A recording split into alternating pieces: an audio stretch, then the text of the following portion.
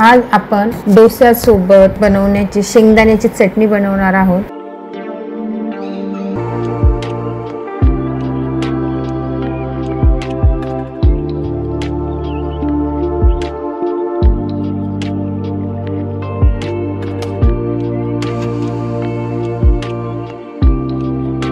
चटणीसाठी तयारी करून ठेवली होती।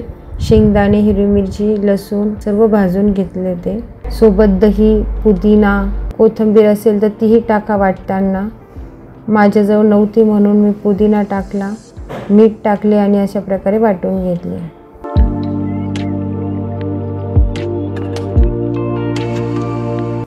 चटणीला तडका तर द्यावाच लागतो।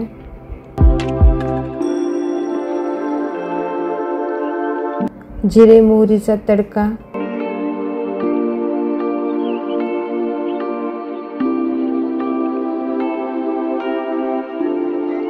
कढीपत्ताही टाकायला विसरायचं नाही। त्याच्या सोबत थोडेसे तीळ टाकले। फोडणी जळू द्यायची नाही। थोड्या वाळलेल्या 2-4 मिरच्या तुकडे करून टाकायचे आणि वाटलेला आपला मसाला तो टाकून द्यायचा आणि थोडे पाणी घालून त्याच्यात मिक्स करून टाकून दिले। हलवून घ्यायचे, सतत हलवत राहायचे। शेंगदाणे असल्यामुळे ते खाली पातेल्याला चिटकतात। चवीनुसार मीठ टाकायचे।